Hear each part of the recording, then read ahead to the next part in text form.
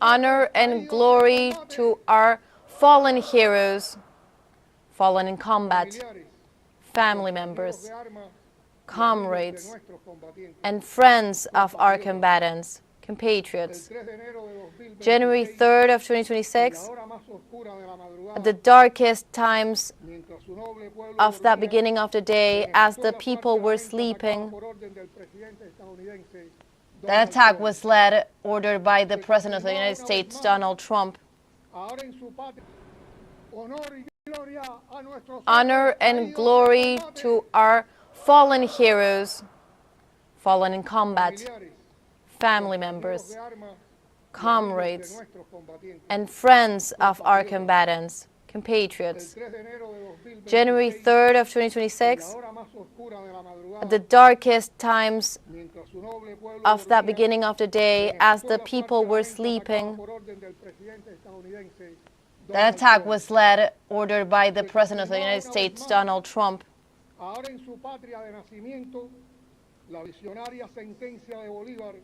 The sentence of Bolívar was confirmed in his homeland, that the United States were destined by Providence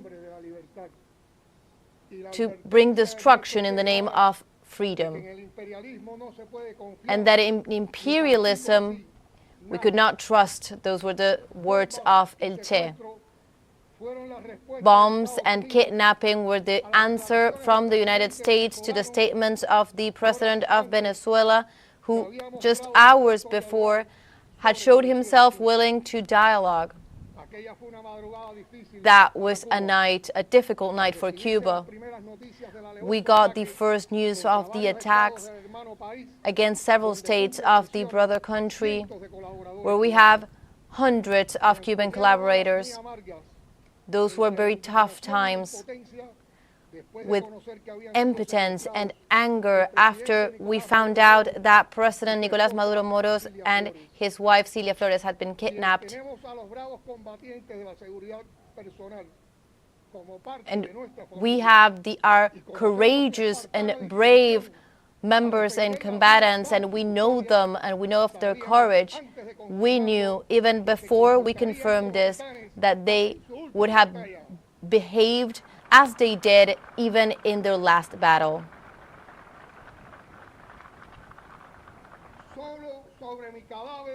Only over my corpse will they be able to take the precedent that was said many times by the first colonel chief of that small group of Cubans that on those hours protected the president.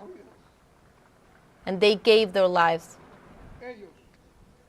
They, together with the combatants of the Revolutionary Armed Forces who also fell in that moment, they show in their hours of services all their qualities that are common in heroes, Cuban heroes.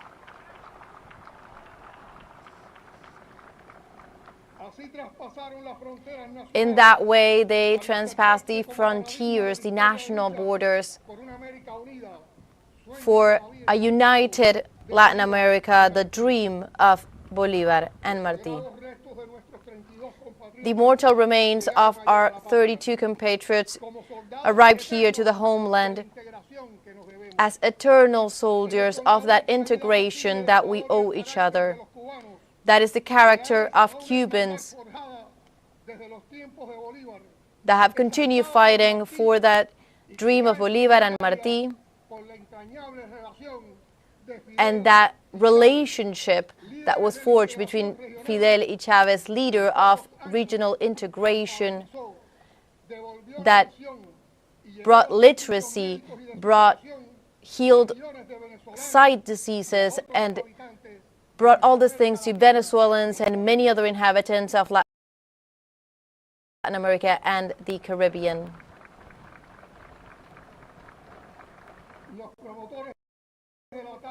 The promoters of the attack and kidnapping of President Maduro and his wife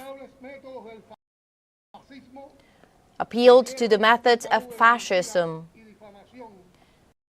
defamation against the Bolivarian leaders even before launching cowardly against Venezuela, leaving behind all the limits of international law that until that day guaranteed a minimal coexistence. The administration of the United States has opened a barbaric era, a fascist era, without caring about what that can mean in terms of destruction and death. The news of the attack hit the world. For over 25 years, we have shared deeds in the building of that future and a better world on the roads of socialism, but every country with its own methods and differences. Only those who do not understand friendship, solidarity, cooperation between the peoples are not able to understand that relationship between Cuba and Venezuela, or only understand it as a mere interchange of business. Before everything else, Cuba and Venezuelans are brothers and sisters.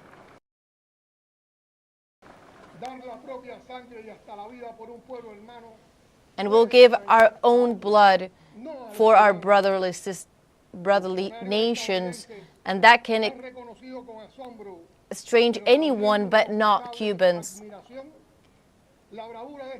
And we have deep admiration for this deep and group of people who offered all the resistance for the kidnappers,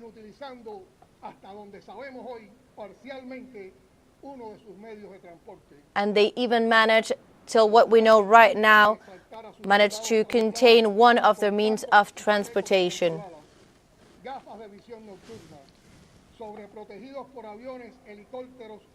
These people were protected by different war machines and instruments,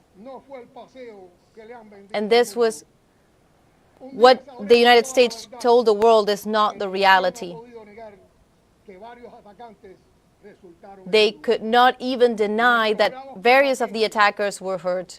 Our combatants, with their conventional armed weapons and with deep commitment to their mission, they fought until death, and they gave it their all.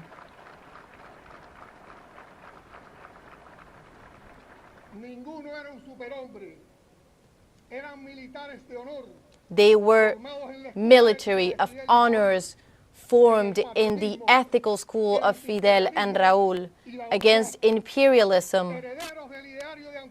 They carried the legacy and are heirs of Maceo, not willing to negotiate peace without freedom. And they will maintain the saying that no one will surrender here.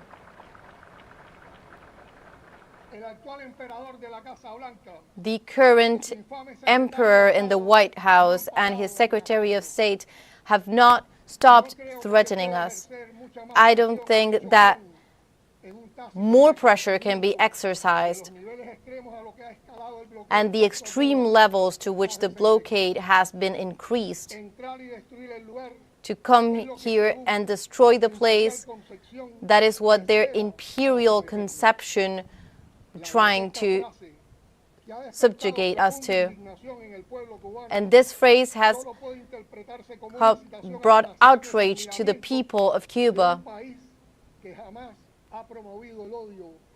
And this can only be understood in a country that has never promoted hate. Cuban patriotism was expressed by Martí very early on. The love that is mother of the homeland, it's not love for a piece of land. It's the hate to whoever wants to oppress it. It's the hate towards anyone who will attack it.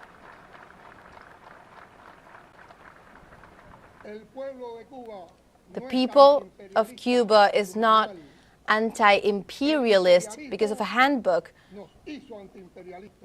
Imperialism made us anti-imperialists. But not just Cuba. The world itself will be more and more anti-imperialist after the assault against international law, the assault against human dignity and intelligence, that this act of prepotence in which a country is attacked by an empire that looks down on all the other nations. The victories of the Cuban people are associated with its firmness. Whenever we have united our patriotic forces, we have conquered victory, and our enemies know this well. That is why they try to break this unity. Their threats, current threats, they recall past threats before those sectors that are pushing for war. Do they know that our revolutionary strategy of defense was born in the face of the worst threats of those same sectors? Do they know about the previous attacks like that have failed in any attempt to breach that leadership? In the last days, the youth in Cuba have continued to look at that Cuba lived and narrated by Fidel.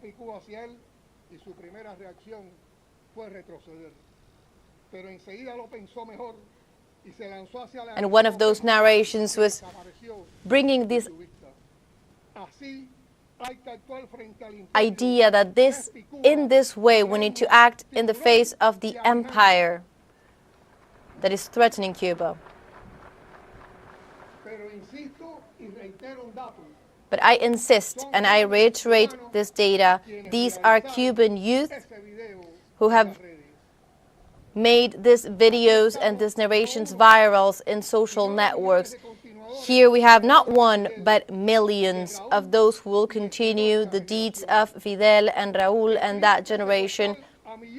They would have to kidnap millions or disappear us from the map, and even then, the ghost of this small island nation will continue to run through the world because they will not be able to subjugate it.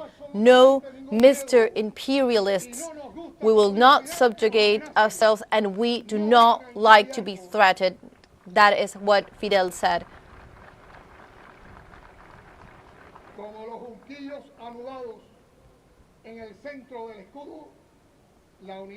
Just as our national symbols show, our unity is the most powerful weapon of our revolution.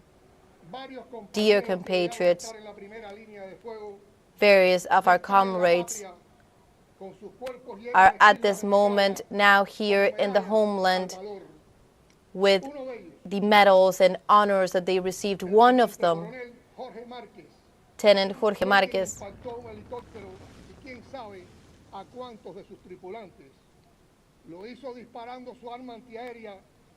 he carried out and he continued fighting with his gun even while he was wounded in one leg.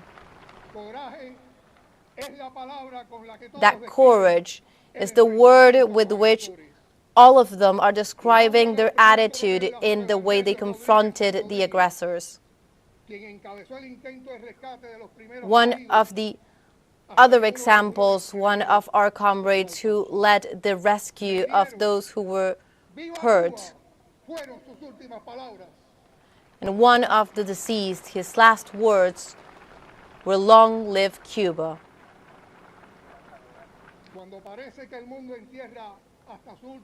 When it seems that the world is trying to bury its last utopia,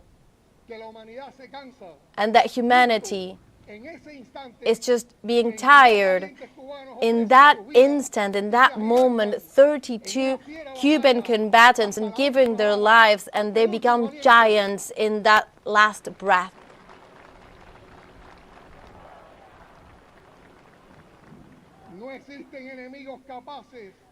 There are no capable enemies to confront that heroism. The true youth of most of those who have fallen in combat are bringing us those verses of Martí to the healthcare students who were murdered by Spain. Beloved corpses, those who you were from my homeland. All of what we know from their personal story of their bravery and their love, their commitment, the consolidation of the way that they faced combat, that makes the pain even worse, but that even strengthens patriotism of Cubans even more.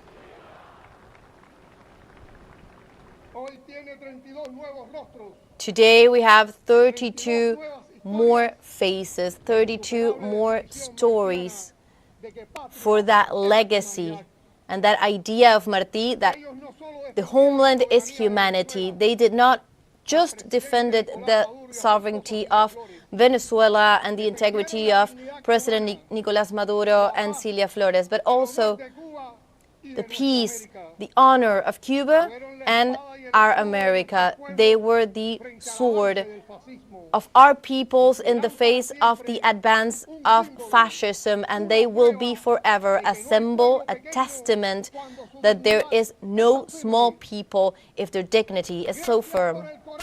Thank you for the courage. Thank you for the example. We are now embracing their loved ones, mothers, fathers, wives, sons and daughters, granddaughters, grandparents, their friends as well. Pain is not shared, our Commander-in-Chief used to say. Pain multiplies, and when a people is crying, injustice is shivering.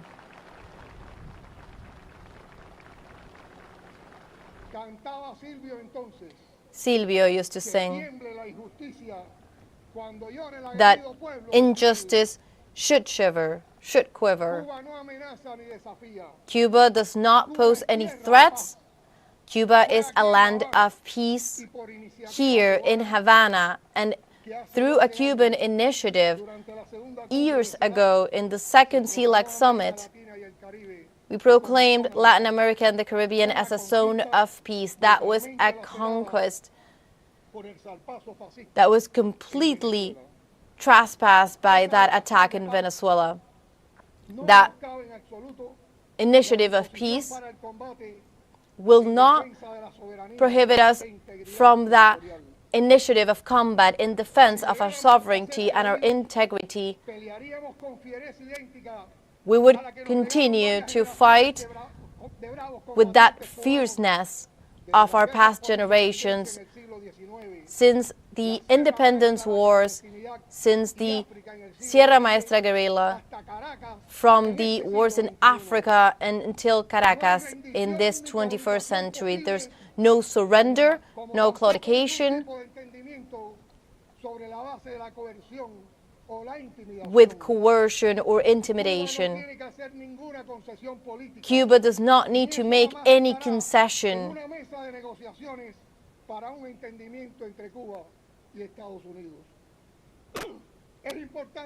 It's important that you understand this.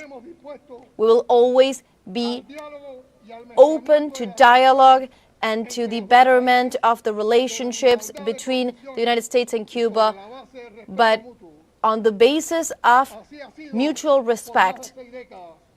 This has been like this for over 6 decades, and history will not be different at this moment. To the empire that is threatening us, we say, Cuba, we're millions. We are a people that are willing to fight if they attack us with the firmness of those 32 Cubans who fell and gave their lives.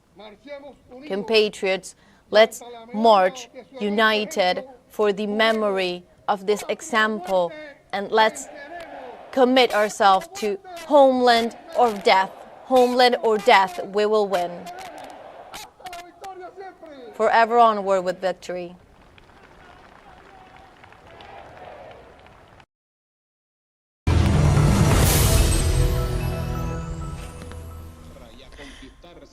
Not just to recruit more people to go to the war, but also to build satellites of tyranny, occupation forces in the territories. Soldiers that are satellite of tyranny.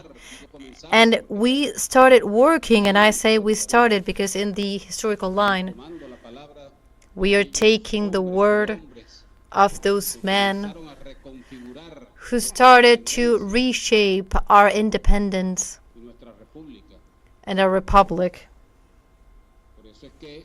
That is why when we find each other here in a place like this, dedicated to faith and spiritual healing, this Mass that brings us together, these words from Pastor Delgado Carrillo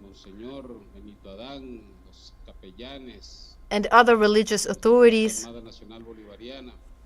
from our revolutionary armed forces, Bolivarian armed forces.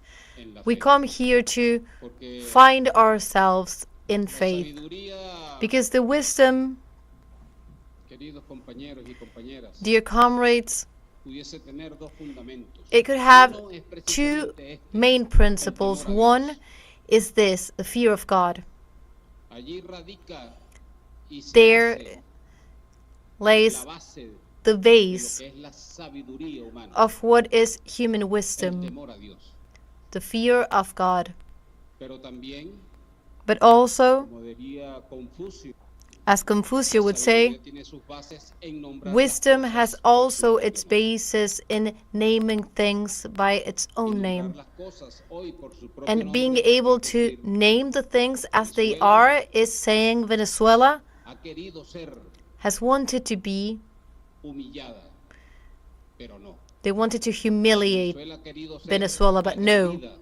Venezuela, they wanted to attack it in its identity, in its spirituality, but they couldn't. They wanted to tarnish its honor and dignity, but they couldn't. They have attacked our homeland, and they have kidnapped the legitimate president of this republic, of the state, this nation, President Nicolás Maduro Moros, who is our commander-in-chief. They attained this military objective, but the homeland is standing. Each person can draw its own conclusion, and that is why we are here in this act of faith, of wisdom, because our people, our men and women from our Bolivarian armed forces, in the face of the incredible technology and a great difference in the amount of resources against Venezuela, well, there they are, 47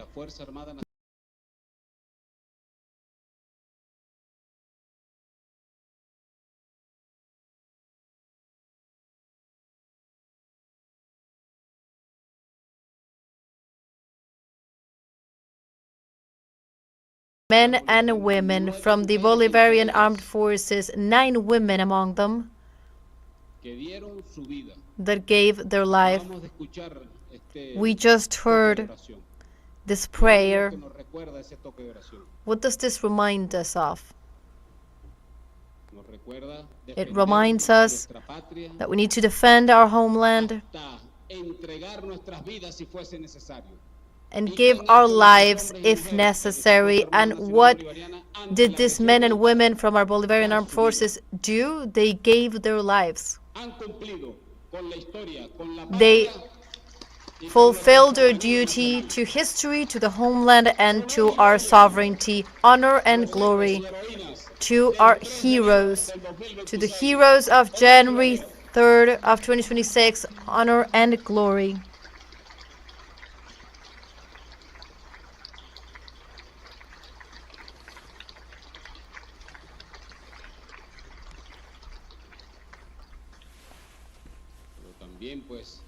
But also, in the middle of this aggression, civilian lives were lost, and brothers in humanity, as you know, 32 comrades from the Republic of Cuba that were here with us also gave their lives. A total of 83 people who died, over 112 injured. We have cared for them at our healthcare institutions with a great level of attention. That is why we are also recognizing today the work and the honesty, the professionality and the humanity of the healthcare professionals from our Bolivarian armed forces and the public system at a national level. Please, a round of applause for them as well, that silenced duty that is so pertinent and so necessary.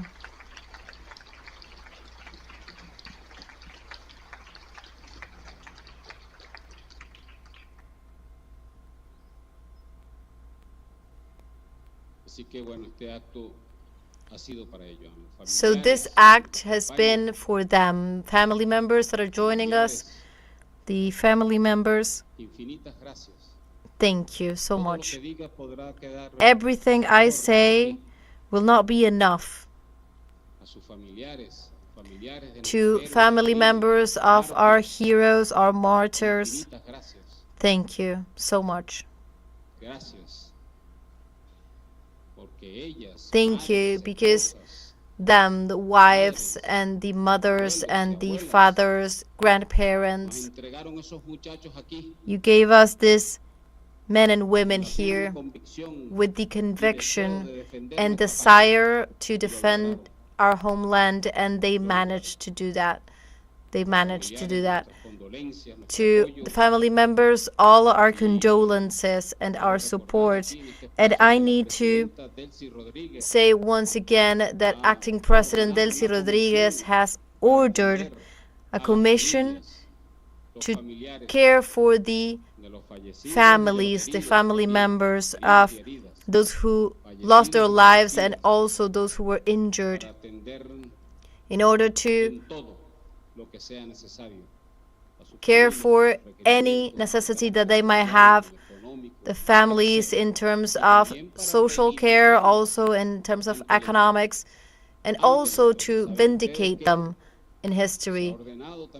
You also know that it has been ordered for a monument to be built, a national monument in honor of their service, in honor of those men and women, a monument that we are already working on, that the best location and all the symbology that this monument needs. And it will have this page of history in which, I repeat, they tried to humiliate the homeland, but the homeland is here, standing, walking forward, alive, with its Bolivarian armed forces revitalized. We have said this with the pastor, that our military honor is intact, intact. Our dignity is intact.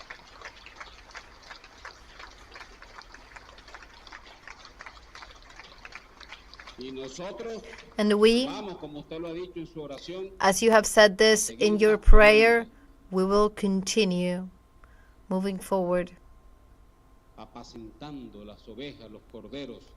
caring for the sheep and the cattle,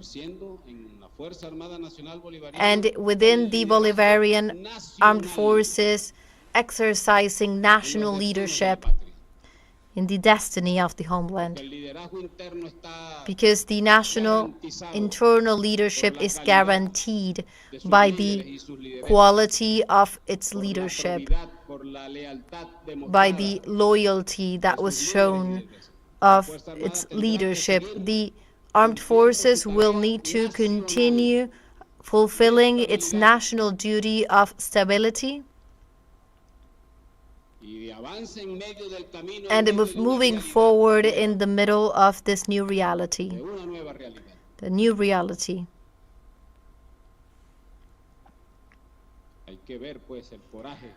We need to see the courage that I saw with my own eyes that night of January 3rd. I saw General-in-Chief Domingo Hernández Lares in the middle of flames, in the middle of the rubble, in the midst of everything that was the consequence of that bomb attack. And I saw the second commander and the generals and the officials assisting the injured, carrying out all the necessary controls of such a time. And I saw this without my own hands. The pilots, our pilots, who were ready to go out and give a response before the air supremacy that had been installed in our space. So our honor is intact. And I repeat, our Bolivarian armed forces, in the midst of the Ayacucho plan that was signed by the legitimate president Nicolás Maduro Moros, today kidnapped, and from here we continue to demand its liberation, his liberation, and that he is returned to us with his wife, legislative Cilia Flores. And we are here, I repeat, opening our road with the Ayacucho plan to develop our armed forces as we planned with him, with elements now to review, with a new reality that calls for a revision.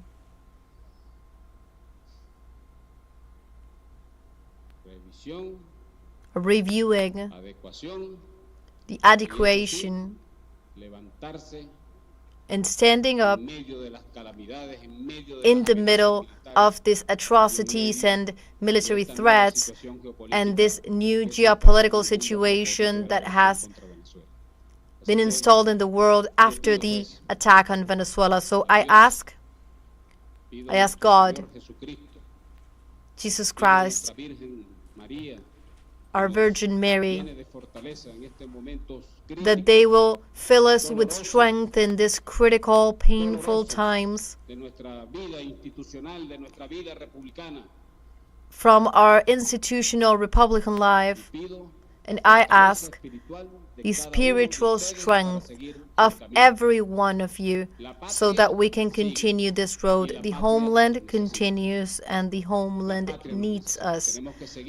The homeland needs us, and we need to continue working. Here are the young cadets. Come here. Here they are. For them, we continue to work. For them, we continue to face the audience and the public, and the nation. For them, we continue to embrace the homeland, for the youth, for the future of Venezuela, for its independence. Long live the homeland. Long live life. And long live Bolivarian armed forces. God bless you. Have